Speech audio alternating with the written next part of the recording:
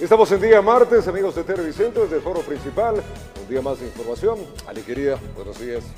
Robert y Anita, amigos televidentes, muy buenos días. Estamos hoy martes, una vez más aquí en el Comercio TV con todas las noticias del ámbito nacional y también internacional. Estamos 12 ya, prácticamente en mitad de este mes, llegando al día famoso del amor y la amistad. Día de San Valentín, así que por favor, ponerle toda la energía, hacer todo de forma positiva y entregar mucho cariño. A esta hora Quito tiene 8 grados centígrados, hay que salir con tiempo, haga sus actividades con buena actitud, desayune rico, que nosotros tenemos mucho para contarles en las próximas 2 horas en las cuales estaremos juntos. Vamos a iniciar entonces contándoles que un bus que circulaba por la Ruta Viva se accidentó dejando más de 20 personas heridas. Organismos de socorro atendieron a los afectados de forma inmediata. Afortunadamente, no se reportaron víctimas mortales. Así quedó este colectivo tras accidentarse a la altura del redondel de Pifo mientras circulaba por la Ruta Viva. Según lo que nos refieren los mismos personas heridas, es de que el chofer les notifica de que está sin frenos y que se pongan a buen recaudo. Producto de ello, el automotor que realizaba el transporte de no menos de 30 empleados de una empresa se estrelló. Yo cerré los ojos, dije, Diosito, no quiero que mis hijos se queden solos. Al parecer, la plegaria de doña Lucía Hualongo fue escuchada, pues de las 30 personas que más o menos llevaba este bus, ninguna resultó con heridas mortales. Al momento están siendo atendidas 26 personas. Al momento solo personas atendidas que ya son trasladadas al centro de las casas de salud. Tenemos la ventaja de que no se han reportado fallecidos hasta el momento, ni en la escena ni en casas asistenciales. Tenemos muchos traumas en tórax a causa del golpe que recibieron los pacientes contra los muebles del vehículo. En la vía se podía observar a las personas que fueron atendidas. A pesar de lo fuerte del accidente, la veintena de afectados corrió con mucha fortuna. Lo que me golpeé, me quedé colgada en el tubo y lo que me solté y ahí me golpeé. En total, 34 trabajadores de personal de emergencia acudió al sitio. Además, contaron con un vehículo contra incendios, uno para manejo de material peligroso, una unidad de rescate, otra de comando de incidentes y 3 motorizados. Informó Javier Rosero. Tiempo de contarles que avanza la investigación de femicidio de Diana Carolina en Ibarra. A días de terminar con instrucción fiscal, la defensa de la familia de la víctima pide a la Fiscalía realizar más diligencias para establecer la responsabilidad a todo nivel. Veamos. Este 20 de febrero culmina la etapa de instrucción fiscal en el caso de Diana Carolina, durante la cual se han recolectado una serie de versiones y realizado varias diligencias para recabar los indicios. Pero la defensa de la familia de la víctima informó que la Fiscalía ha negado su pedido de que se haga la reconstrucción de los hechos. Considerando que los hechos iniciaron 90 minutos atrás del suceso que terminó con la vida, hay otros tipos penales como el secuestro y como la omisión por parte de aquellos garantes, por parte de aquellos funcionarios públicos, que en este caso es la Policía Nacional del Ecuador. La decisión de la fiscal María Bernal apunta que ya existen los elementos suficientes para sustentar el delito de femicidio. Sin embargo, la defensa de la familia Ramírez señala que esto no es suficiente. Es que hay más responsables por el lado de la omisión. No creemos que la Fiscalía este momento, hasta aquí, esté haciendo un trabajo completo, y para eso es nuestro pedido. Este lunes enviaron una nueva petición a la Fiscalía de Imbabura, esperando que la respuesta llegue a tiempo, pero ya adelantan las medidas que tienen previsto tomar de encontrarse con una nueva negativa. Tendremos que iniciar una indagación, colocando una denuncia como noticia de crímenes, por el supuesto delito de omisión por parte de las personas y funcionarios públicos que, teniendo la obligación de actuar y teniendo la obligación de prevenir la muerte de una persona, en ese caso específico de Diana Carolina, no lo hicieron. Informó Carolina Basante. La eficacia del uso de las boletas de auxilio, según expertos, se logra cuando la víctima y la fuerza pública conocen cuál es el procedimiento necesario para evitar que se produzcan episodios de violencia e incluso femicidios. El pasado 8 de febrero en el sector de Pizulí, Amelia fue asesinada por su ex conviviente. El hecho se produjo en medio de la vía pública, a plena luz del día. Tras el suceso, se determinó que la mujer tenía una boleta de auxilio hace algunas semanas atrás, lo cual no impidió que muera a sangre fría. Expertos aseguran que las medidas de protección que se dan por violencia en el país son efectivas únicamente cuando la víctima y los entes encargados de precautelar la seguridad cumplen con lo establecido en la norma. Hay miembros de la fuerza pública que cumplen con su obligación de trasladar a la persona a las unidades competentes, pero así también hay personas que únicamente le hacen que el señor se retire después de unas 2 horas, 3 horas a casa y comete este tipo de hechos. Para obtener una boleta de auxilio, la víctima debe denunciar las agresiones ante la Fiscalía. Luego de evaluar el riesgo al que está expuesta, un juez otorga medidas de protección, dentro de las que se contempla esta papeleta. Y la previsión de que la persona se acerque a la casa, la salida del agresor, tratamientos terapéuticos. En Quito, por ejemplo, existen en cada administración zonal centros de equidad y justicia que brindan asistencia para evitar que las víctimas fallezcan en manos de sus parejas o familiares. Varios son los casos en que las mujeres se liberaron de la violencia. El esposo tenía problemas con el alcohol, la golpeaba a ella, la golpeaba a sus hijos. Esto duró más o menos como unos 14 años. Ahora está tranquila, está con sus hijos, incluso tiene un emprendimiento. De acuerdo al último mapeo realizado por colectivos defensores de mujeres y organizaciones Provida, en Ecuador en el 2018 se registraron 89 femicidios. De estos, el 18% fueron reportados ante la justicia antes de que ocurran. ¿Qué estamos esperando para hacer una investigación? ¿Qué es lo que está ocurriendo? Para decir a la población, al Estado, levantémonos, hagamos algo, esto no está bien, algo nos está sucediendo. Sin embargo, expertos y especialistas coinciden en que para evitar mayor permisividad en la sociedad ante el asesinato a mujeres y continuar naturalizando la violencia, es necesario que el Estado invierta mayores recursos preventivos, que involucren análisis del entorno, educación y capacitación a operadores de justicia, informó Sofía Vintimilla. Y tras el crimen de un padre y su hijo menor de edad en el sector de Mucholote, allá en Guayaquil, se conoció que el fallecido habría recibido amenazas y era investigado por 2 asesinatos previos, procesos que llevaba a cabo la Fiscalía. Veamos. La lluvia registrada durante la tarde y noche del domingo sobre Guayaquil obligó a muchos a regresar temprano a sus domicilios. Por ese motivo fueron pocos los testigos del crimen ocurrido, alrededor de las 21:30. Ya escuché cuando ya estaban los tiros, ya una metra, se acercó más en otro carro y se queda disparado al conviviente. Fue metralleta. Tiene 15 orificios de proyectil de arma de fuego. Es lamentable porque es un daño colateral el que ha ocurrido principalmente al niño. La víctima se encontraba manejando este vehículo, iba en compañía de una ciudadana que sería su esposa. Ella se encontraba en el asiento del copiloto. En sus brazos llevaba a un pequeño de 1 año de nacido. Salían desde Bastión Popular, donde participaron de una matiné. Al llegar hasta la intersección con la avenida Gómez Lince, fueron alcanzados por un auto blanco y una motocicleta. Le cerraron el paso y de inmediato empezaron a disparar. Edgar C., de 33 años, y el pequeño de 1 año fallecieron al interior del automotor, alcanzados por varios impactos de proyectil. La fémina fue trasladada hasta una casa de salud con varias heridas. Bueno, ella está con pronóstico médico reservado, se encuentra aún asilada en la casa de salud. Estamos esperando a que tenga una mejor evolución para poder, de igual manera, como parte importante, poder obtener alguna información por parte de ella. Los disparos marcados en el vidrio del automotor demuestran la gravedad del asunto. El adulto fallecido no registra antecedentes, pero su nombre forma parte de 2 investigaciones que lleva a cabo la Fiscalía en torno a hechos criminales. El primer suceso se registró el pasado 2 de diciembre del 2018, mientras que el segundo asesinato ocurrió apenas hace una semana en la isla Trinitaria. El 4 de febrero de este año, alias Lagarto, luego de haber salido de la cárcel, es asesinado. Y dentro de ese asesinato se acusa al ciudadano que el día de ayer fue acribillado en el sector de Mucholote 2, conjuntamente con su esposo y el niño de 1 año de edad. Se tuvo conocimiento que una persona fue detenida para investigaciones por este nuevo hecho violento al norte de Guayaquil. Sí, dentro del proceso investigativo vamos a determinar específicamente el grado de participación del detenido. Informó José Morales. Y fue clausurada la discoteca donde se produjo una balacera que acabó con la vida de un ciudadano y dejó heridas a otras 2 personas. La Fiscalía investiga también a los administradores y personal de seguridad del Centro de Diversión Nocturna. La clausura a este local llegó por parte de la Intendencia de Policía. Al interior del establecimiento ocurrió un hecho violento que habría sido registrado por las cámaras de seguridad del sitio, lo cual ha brindado gran ayuda en el proceso de investigación. Existen las cámaras y los videos son bien claros. Están plenamente identificados todos los sospechosos que ese día cometieron este delito de asesinato.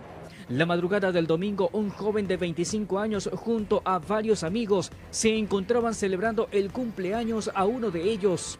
De pronto, varios tipos armados dispararon, logrando acabar con la vida de quien deja huérfanos a 2 hijos menores de edad. Dentro del análisis que se pudo realizar tras la explotación de los videos, el fiscal que lleva el caso logró notar que hubo irregularidades en el control de ingreso de armas hasta esa discoteca. El fallecido, conjuntamente con sus amigos, ingresan a la discoteca y son revisados por parte de los guardias. Pero cuando ya ingresan los sospechosos, y más aún el que dispara, jamás le realizan el cacheo pertinente. Por ese motivo, todo el personal vinculado a este negocio se encuentra bajo investigación. Puede existir una responsabilidad, dentro de las investigaciones determinarán el tipo de participación en el caso de los guardias, el administrador y el dueño de la discoteca en donde se cometió este delito. Moradores de las calles Brasil y Noguchi esperan que se clausure de forma definitiva a estos locales, porque no sería el primer caso grave que se reporta en la zona. Siempre ocurren esos incidentes por aquí. Pelean entre muchachos. Informó José Morales. Estamos a las 7:06 de la mañana, 6:06 allá en Galápagos. Un nuevo golpe a las estructuras del Ejército de Liberación Nacional realizó la Policía de Colombia. Esto fue en Cumbal. Este es un municipio fronterizo con Ecuador. Las autoridades desarticularon parte de una organización guerrillera que operaba extorsionando a ganaderos y comerciantes. Quienes no accedían a las pretensiones económicas eran entregados a las filas de los insurgentes. Le contamos. Son momentos en los que alias Marcos, de 43 años, fue capturado en el municipio de Cumbal, Nariño, a 20 minutos de la capital carchense. Él formaba parte de una organización delictiva que operaba en esta zona de frontera. Varios son los delitos que se le imputan. Es una persona que tiene en este momento orden de captura por los delitos de extorsión, concierto para delinquir con fines extorsivos, tráfico y porte de municiones y lo que tiene que ver también con explosivos. Comerciantes, ganaderos, transportistas eran advertidos en primera instancia por estos delincuentes para luego alias Marcos cobrar fuertes cantidades de dinero, las llamadas vacunas. Es la que se encargaba de realizar estos cobros extorsivos en toda la provincia de Obando, en lo que tiene que ver para el grupo terrorista del ELN. Por varios sitios de la frontera colombo-ecuatoriana se movilizaba este grupo delincuencial común organizado autodenominado Los Minayo, con la finalidad de obtener recursos, y si no accedían eran reclutados y entregados a las filas del Ejército de Liberación Nacional. Ipiales, de Aldana, de Pupiales y de Cumbal.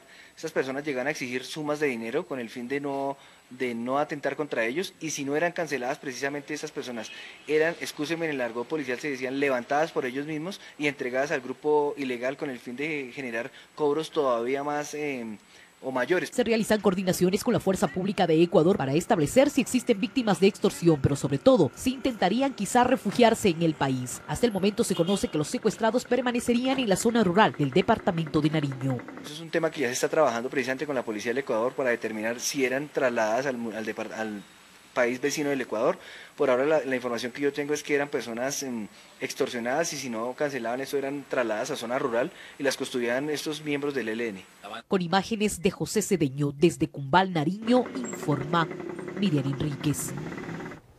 Agentes de la Unidad de Inteligencia Antinarcóticos con la Coordinación Europea de la Policía Nacional decomisaron una gran cantidad de droga en el cantón de Las Lajas, provincia de El Oro. 60 paquetes de marihuana fueron decomisados por agentes de la Unidad de Inteligencia Antinarcóticos con Coordinación Europea de la Policía Nacional, quienes, apoyados por el Grupo Táctico GEMA y Fiscalía, ejecutaron un operativo en el cantón Las Lajas, provincia de El Oro, mediante el cual allanaron un inmueble que, según las investigaciones, servía como centro de acopio. La droga, que estaba envuelta con cinta de embalaje y que poseía una figura de diferentes colores como logo, fue hallada dentro de 8 sacos de yute. Una persona que custodiaba el cargamento fue detenida y está a la espera de la audiencia de formulación de cargos. El alcaloide provenía desde el vecino país del norte y tenía como destino final Chile. Desde Las Lajas, informó Karina Valdivieso. Es tiempo de separarnos brevemente. Al retornar, les vamos a contar que la Contraloría ordena la destitución del asambleísta correísta Germuy Calle. Además, el Consejo de Participación Ciudadana y Control Social Transitorio pide se investigue al expresidente Rafael Correa por la refinería del Pacífico. Con esto y más, ya volvemos.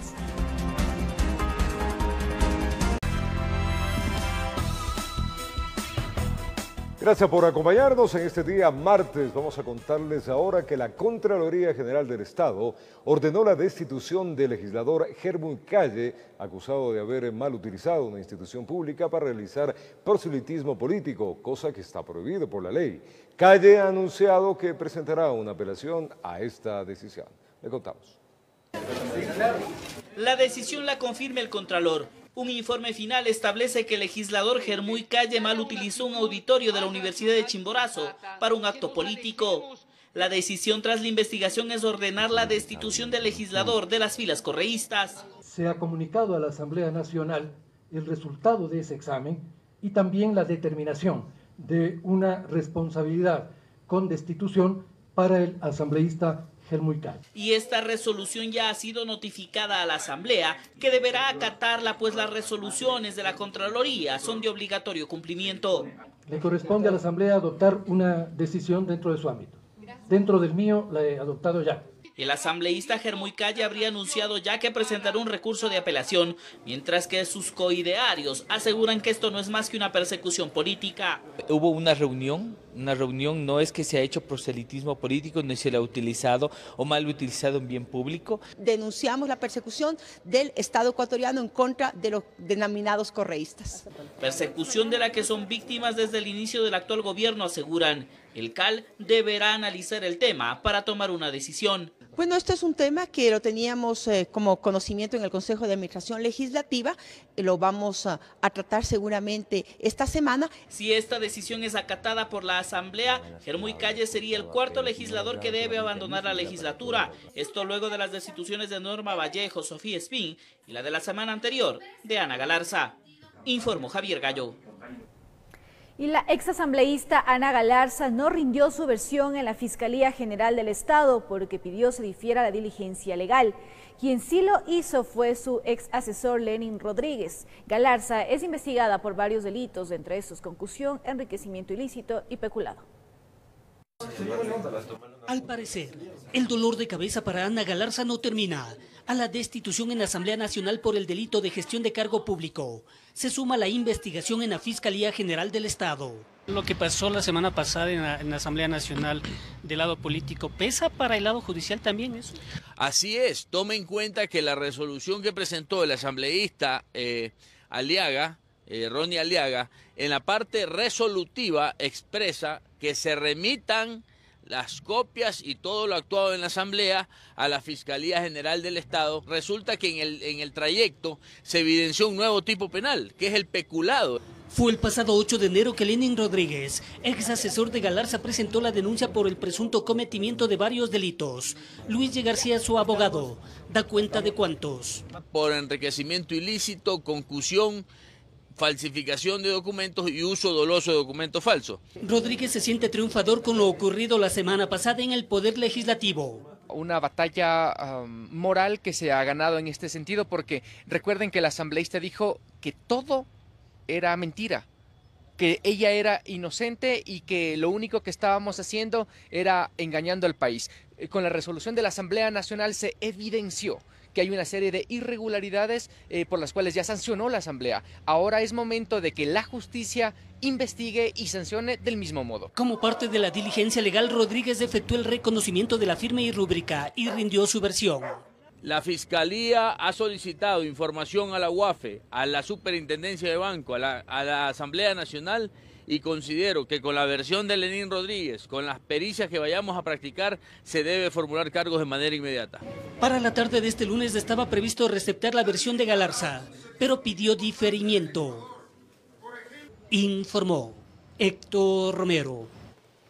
Mucha atención, el expresidente Rafael Correa Delgado podría ser incluido en la investigación por supuestas irregularidades en la refinería del Pacífico. El Consejo de Participación Ciudadana presentó una denuncia en la Fiscalía General del Estado. Se habla de un perjuicio de $1.200 millones. El Consejo de Participación Ciudadana y Control Social Transitorio quiere reforzar la denuncia presentada por la Comisión Nacional Anticorrupción por supuestas irregularidades en la refinería del Pacífico, misma que no libraría de culpa al expresidente Rafael Correa. Pagar más de 56 veces el avalúo catastral por un terreno es el gran negocio que hacía Correa, pero no solo en eso, pagaba licencias para utilizar patentes de un proyecto que aún no existe, de algo que estaba en la cabeza de Correa nada más. Julio César Trujillo, presidente del Consejo Transitorio, denunció que solo en licencias se habría pagado 73 millones de dólares y en consultorías más de 380 millones de dólares. ¿Dónde fue a parar eso? Seguramente al bolsillo de las manos limpias, que se ve que no eran manos limpias, sino uñas largas. Esos son los que gobernaron los 10 últimos años del gobierno de Correa. Son alrededor de 10 casos que llegaron al Consejo Transitorio para ser investigados. Están Manduriaco, Refinería del Pacífico, Poliducto Pascual Escuenca, Escuelas del Milenio, Reconstrucción de Manabí. En la Refinería del Pacífico se presume existió un concurso de delitos, como tráfico de influencias, de evasión tributaria, lavado de activos y peculado. En este caso no solamente se va a presentar en la Fiscalía la denuncia, sino que también se va a exhortar a la Contraloría a que se practiquen nuevos exámenes sobre aquellos exámenes que ya se han aprobado. Porque la mayoría de estos exámenes aprobados detallan básicamente un montón de irregularidades que no concluyen con la determinación de irresponsabilidad de ningún tipo. Entonces, de alguna manera eso podría constituirse en una burla para el tema de la fiscalización, en el tema de administración pública. No se descarta que a futuro sean investigados funcionarios que tuvieron relación directa o indirecta en la adjudicación de contratos. Yo no podría darle un valor, pero sí hablamos de un poco más de 1.200 millones de dólares en temas montos digamos que todo el mundo maneja. Ese sería el perjuicio registrado en la Refinería del Pacífico, informó Héctor Romero. Fiscales, jueces y otros exfuncionarios judiciales que fueron destituidos durante el gobierno del expresidente Rafael Correa presentarán sus testimonios ante la Mesa de Verdad y Justicia en audiencias públicas que contarán con veedores nacionales e internacionales. Con ello, busca que se eleve un informe a las Naciones Unidas que contribuirá a la restitución de sus cargos. Con más de 400 expedientes arrancó este lunes el ciclo de audiencias públicas y veedurías nacionales e internacionales que llevará adelante la Mesa de Verdad y Justicia. En esta instancia se registrarán los testimonios de jueces, fiscales y demás operadores de justicia que habrían sido destituidos durante el régimen anterior. Se van a realizar audiencias de los casos más representativos. En estas próximas 2 semanas y con más de 70 testimonios se va a registrar en esta mesa los testimonios de cada una de las víctimas.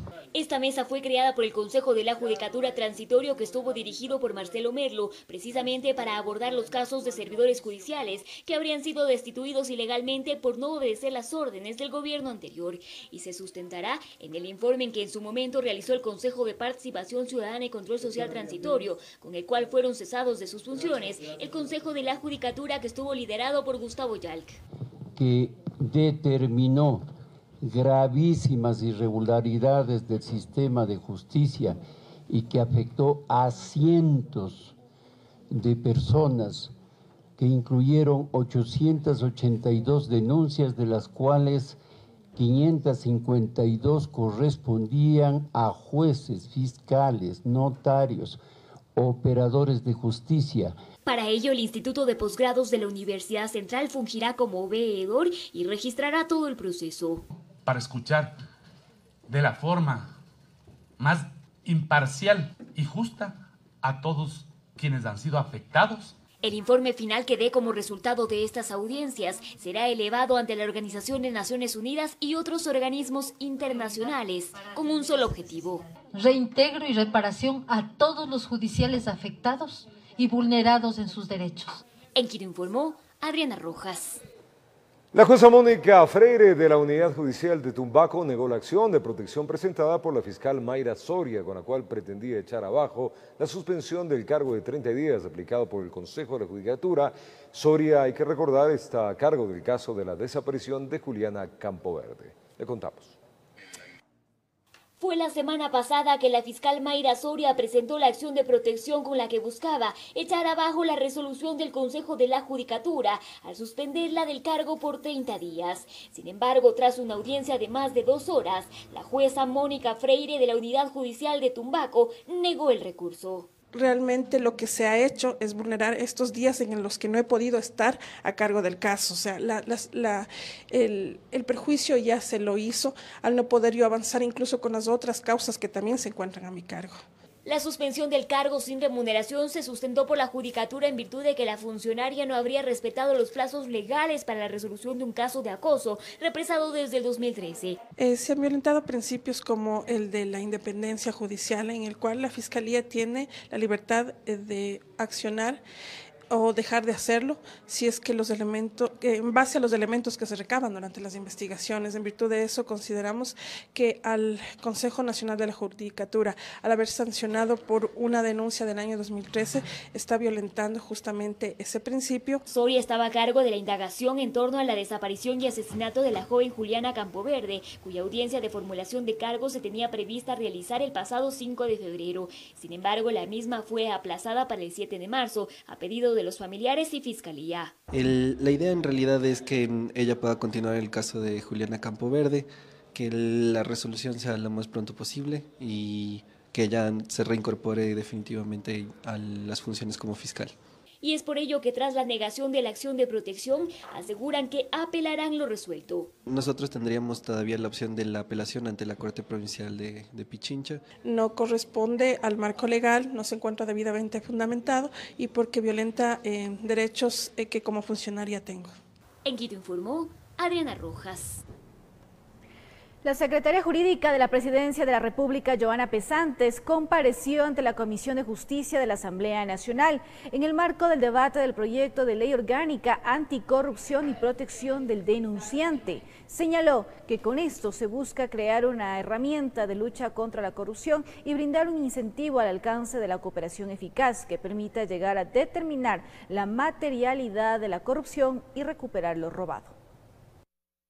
Lo que he ratificado es la necesidad de estas reformas que nos ayudan de forma inmediata a la lucha contra la corrupción. Nosotros lo que estamos planteando es que a quien nos otorgue información que sea verificable, que sea clara, podremos llegar a darles una recompensa de hasta el 20%. Es decir, que nos colaboren en decir dónde está el dinero robado, dónde están los bienes que han sido ocultados, que tengan un origen ilícito, pueda realmente recuperarse a través de ciertos mecanismos. Vamos a contarles ahora que el Consejo Nacional Electoral resolvió invitar a la Organización de Estados Americanos como observadores de los comicios seccionales del mes de marzo. Esto a pesar de los cuestionamientos hechos por Diana Atamaín, presidente del CNE. Ella, respecto al informe final de la OEA a la consulta popular de febrero del 2018, otro de los veedores para las elecciones serán la Unión Interamericana de Organismos Electorales, la Asociación Mundial de Organismos Electorales, AUEF, y el Centro de Asesoría y Promoción Electoral. Y mediante operativos, la Contraloría General del Estado y el Consejo Nacional Electoral CNE vigilarán que los bienes públicos no sean utilizados en la campaña. Las autoridades que incumplan podrían ser sancionadas con la destitución de sus cargos. La Contraloría General del Estado y Consejo Nacional Electoral aunan esfuerzos para garantizar el uso debido de recursos públicos en las elecciones seccionales del 24 de marzo. Es competencia del Consejo Nacional Electoral el control del gasto electoral y es competencia de la Contraloría General del Estado el control de uso de recursos públicos. Mediante un instructivo de acción conjunta, las dos instituciones efectuarán controles permanentes durante la campaña electoral. Se realizarán conjuntamente a través de las direcciones de fiscalización o los departamentos de fiscalización de todas las delegaciones provinciales, juntamente con la Contraloría, operativos de control en todo el proceso de campaña. Paralelamente, en las delegaciones provinciales se receptarán las denuncias, donde se deberá adjuntar las pruebas respectivas del supuesto mal uso de los fondos públicos. En el caso de la Contraloría, las sanciones pueden ir desde sanciones administrativas, multas, eventuales glosas si se establece inversión de recursos de Estado y, por supuesto, destitución de las autoridades que hagan uso de recursos públicos con fines electorales. Para las autoridades es de vital importancia la participación de la sociedad civil. Y es responsabilidad de todos, de las autoridades y todos los ciudadanos, para que no tengamos candidatos o sujetos políticos haciendo uso de fondos públicos para sus campañas. Ellos ya han detectado una posible irregularidad que se habría cometido en Sucumbíos, donde se utilizó un gobierno central para publicidad electoral, informó Héctor Romero.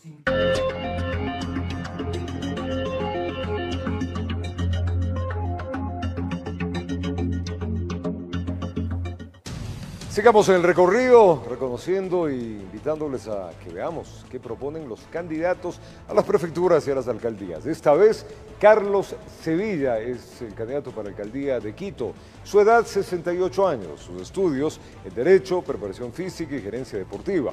Su experiencia, exfutbolista, extécnico de varios equipos ecuatorianos. Él es el candidato del Movimiento Libertad es Pueblo de las listas 9. ¿Qué propone? Generar plazas de empleo, una reorganización de las rutas de transporte público y la legalización de las plataformas móviles. Son varias de las propuestas que tiene Carlos Sevilla, que es candidato para la alcaldía de Quito. Veamos. Hace aproximadamente un año, Carlos Sevilla dejó de dirigir equipos de fútbol. Ahora busca administrar la ciudad. Dice que está preparado para asumir el reto del sillón municipal, ya que en el deporte y la política hay que tener liderazgo y esa es su cualidad. Tengo toda la capacidad para poder orientarles, guiarles con mi liderazgo, con mi capacidad administrativa, sé planificar, sé orientar a la gente. Sevilla se define como el candidato de los deportistas. Uno de sus proyectos es generar espacios y emprendimientos enfocados en actividades físicas. Que Quito juegue todos los días, desde a partir de los 13 años hasta la gente mayor, y estén en los escenarios deportivos. Generar plazas de empleo es otra de sus propuestas si llega a ganar en los próximos comicios. En vialidad va a haber empleo para el quiteño. En lo que respecta a movilidad va a haber empleo. Darle continuidad al proyecto Metro de Quito, una reorganización de las rutas del transporte público y la legalización de las plataformas móviles son parte de su plan de trabajo integral para la movilidad de la ciudad. Es decir, sin compadrazgo de ninguna naturaleza. No, el que cumplió con los requisitos que manda la ordenanza, bienvenidos. Además, la apuesta al reciclaje para subsanar el problema de la basura. Tema, digamos, del reciclaje, por decir el cartón, si es que están reciclando cartón, esa empresa, sus ganancias, ¿no?, tienen que ser reconocidas para la empresa y también tiene que esos fondos compartir con el municipio, es decir, a través del reciclaje nosotros necesitamos generar recursos.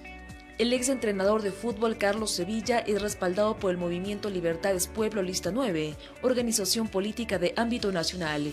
Tiene como su máximo líder a Gary Moreno, hermano del primer mandatario. Informó Priscila Cadena. Vamos a la ciudad de Guayaquil, a la prefectura del Guayas. El candidato es Alfredo Adún, su edad 64 años, la profesión ingeniero comercial, su experiencia exprefecto del Guayas, exministro de Energía y Minas, es candidato por la Fuerza Ecuador, listas 10. ¿Qué propone Alfredo Adún? Pues a los guayacenses, él indica, implementar por lo menos unas 130.000 hectáreas de riego de pozo profundo y el plan habitacional Mucho Lote, mismo que dejó y lo ejecutó Abdalá Bucaram cuando ocupó la presidencia de la República, entre otras propuestas. Veamos. Vestido con uno de los colores del movimiento político que lo auspicia para participar por la prefectura del Guayas, Alfredo Adún llegó a una de las centrales del partido Fuerza Ecuador, lista 10. Considera como una revancha personal su intención de llegar a la prefectura. Desea completar obras que inició en los 80, cuando ocupó el cargo en el Consejo Provincial. Conozco la mentalidad del citadino, la mentalidad del campesino. Conozco a mi país al revés y al derecho. Mi provincia, ni se diga, la viajo permanentemente. Y en materia de obras, Adún señala que los guayacenses requieren por lo menos unas 130.000 hectáreas de riego de pozo profundo, finca por finca, sobre todo en los cantones más pobres. Yo le voy a dar al campesino el pozo y él con ese pozo subsidiado, él va a salir de pobreza. El tema vial y turístico son otra de sus prioridades. El flujo turístico que recibirá la playa en el sector norte, que va a estar en la ruta Pedro Carbo Manglar Alto. Vamos a poner las playas del Ecuador a 1 hora y media para los pobladores de Daule, los pobladores de Vinces. Y en caso de ganar, señala que volverá el programa social habitacional Un Solo Toque. Con viviendas de interés social, de viviendas de $20.000, $18.000, $24.000, que serán financiadas por el Banco del Instituto Ecuatoriano de Seguridad Social, que serán construidos por la prefectura y que conseguiremos que el gobierno nacional a cada beneficiario de una casa le dé un bono. Desde su central política, Adún inspecciona las redes sociales, donde se publican paso a paso las actividades que emprenden esta nueva contienda política. Informó Carlos Julio Gurumí. Y a decir de analistas, algunos de los candidatos para integrar el Consejo de Participación Ciudadana y Control Social han excedido sus propuestas de campaña, incluso atribuyéndose roles que no les compete. Sugieren a la ciudadanía tener claras las funciones que esta dignidad tendrá. El artículo 208 de la Constitución es claro, describe las funciones que tiene el Consejo de Participación Ciudadana, entre ellas promover la participación ciudadana, establecer mecanismos de rendición de cuentas de las entidades del sector público, investigar actos que afectan a la participación ciudadana o generen corrupción, designar a algunas autoridades, entre otros. No obstante, en campaña electoral, se ha hecho normal escuchar a candidatos proponer más de lo que deberían. Bueno, yo creo que los candidatos en su afán de llegar al Consejo de Participación distorsionan las reales atribuciones, capacidades y límites que tiene ese Consejo. Entonces se observan declaraciones, se observan spots publicitarios en los cuales los candidatos se extralimitan de lo que efectivamente pueden llegar a ser. Y eso me parece que es lamentable porque termina desorientando a las personas. A decir del catedrático e historiador Enrique Ayala Mora, hay características que deberían ser esenciales a la hora de analizar por quién votar para esta dignidad. En primer lugar, pedirles a los candidatos que ofrezcan lo que realmente pueden cumplir, que tiene que ver fundamentalmente con una serie de mecanismos de control de la corrupción. Devuelvan lo robado, por ejemplo. En segundo lugar, hay que encontrar ciertos mecanismos de participación y, desde luego, el elector que vea las personas más sinceras, más sensatas, más preparadas. Pero para los dos expertos, solo hay una vía que se debería tomar respecto a esta entidad gubernamental. Durará 2 años y en ese ínterin yo personalmente estoy convencido de que hay que ir a una reforma constitucional radical, bien sea por consulta o por asamblea constituyente, para eliminar ese organismo. En Quito informó Andrea Urbe. Vamos de vuelta a nuestro país para contarles que el presidente Lenín Moreno visitó este día lunes Pastaza. Estuvo en el cantón Santa Clara, donde recorrió la urbanización que se construye dentro del plan Toda una Vida. Son 62 viviendas que están a punto de entregarse. El proyecto tiene un avance del 90%. Miremos. 62 viviendas dentro del plan Toda una Vida son parte de la urbanización Santa Clara, que están siendo construidas en el cantón del mismo nombre, al norte de Pastaza, con una inversión de alrededor del $1,5 millones. El presidente Lenín Moreno hizo un breve recorrido por parte de la misma, constatando su avance y las características de las casas. Destacó que son construcciones dignas que tienen servicios complementarios para emprendimientos, sitios de recreación, deportivos e inclusivos para personas con discapacidades. ¿Cuándo hubiera pensado una persona pobre tener un sitio así? A lo máximo que se aspiraba, yo recuerdo en el gobierno anterior les entregaban por poco campos de concentración. Este programa tiene un avance del 90% y será terminado a corto plazo. Es parte de la misión Casa para Todos que se construye en diferentes provincias del país. Nosotros construimos con calidad, no con cantidad. y por eso hemos ajustado justamente esas viviendas a 221.000, que es la proyección hasta acabar el periodo. Para levantar la urbanización se contó con la contraparte del municipio local, que entregó 3 hectáreas de terreno y construyó los servicios básicos. En verdad, además de las 62 viviendas, necesitamos todavía otras 62 viviendas para ir cubriendo todas estas brechas. Los beneficiarios son parte del registro social, que incluye a personas de escasos recursos económicos con quintiles de pobreza extrema, que creían imposible el poder tener su propia casa. No tengo terreno, yo trabajo con otras personas, trabajo a diarios para mantener a mis hijos. El financiamiento proviene de recursos estatales canalizados a través del programa Ecuador Estratégico, informó Carmita Argotti.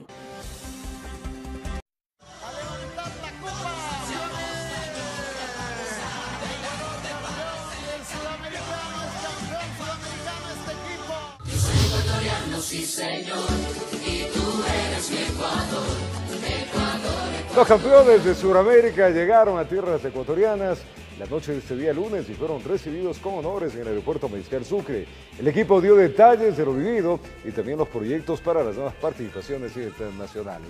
Saluda a los campeones clasificados para el Mundial, clasificados para el Panamericano y demostrando que nosotros podemos crecer mucho en el ámbito internacional. Veamos.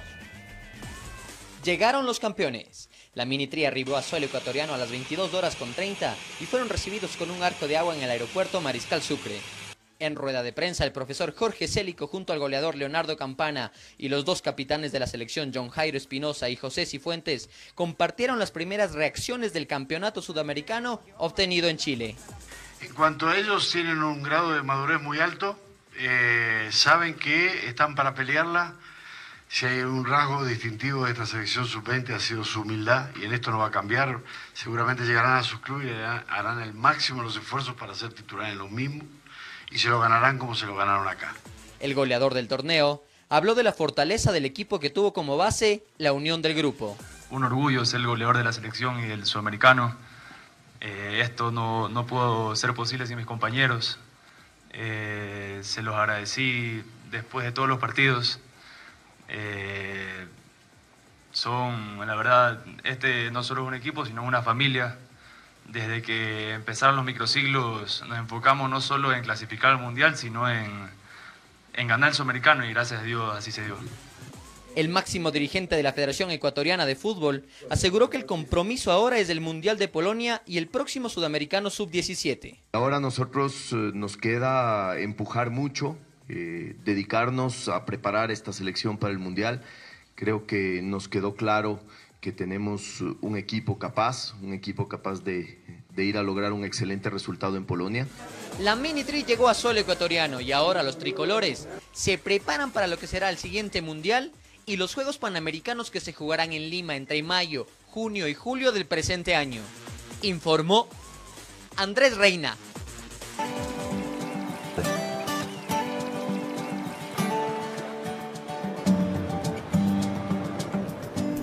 Visitar las Islas Galápagos es una experiencia que despierta los sentidos. Es un destino muy solicitado y recientemente fue elegido como uno de los mejores lugares del mundo para practicar buceo. En esta ocasión recorremos la isla Isabela, lugar donde sus visitantes se maravillan con la naturaleza. La isla Isabela es la más grande del archipiélago de Galápagos. Tiene más de 4.000 kilómetros cuadrados y cuenta con una amplia reserva natural.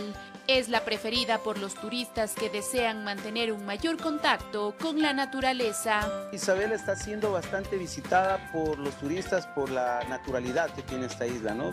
Tú ves las calles de arena, las playas muy grandes. Este pequeño universo rodeado por el Océano Pacífico es el hábitat de muchas aves, como piqueros de patas azules, pingüinos y flamingos, así como de iguanas y tortugas terrestres. Tenemos la Laguna de los Flamingos, la zona de humedales, el centro de crianza de tortugas, para hacer snorkeling en Cochaperla y el tour a los túneles. Sus aguas cristalinas y de poca profundidad dan a los visitantes la oportunidad de conectarse con la naturaleza en su hábitat natural. Aquí es posible nadar junto a gigantes tortugas marinas, peces de colores, caballos de mar, mantarrayas, lobos marinos y hasta tiburones. Era un sueño para mí venir aquí. Pues me ha impresionado en general la naturaleza, el hecho de que los animales estén por todas partes. Las Islas Galápagos dan a quienes la visitan una experiencia única que no consiste solo en mirar a los animales, sino integrarse con ellos y ser parte de su ecosistema. Los animales se mezclan con las personas aquí y cerca por los alrededores de la isla, pero se entra directamente en contacto con ellos y esto es muy bonito. Es por eso que visitar estas tierras encantadas también genera conciencia sobre la importancia del cuidado de la naturaleza, informó Carolina Cuenca.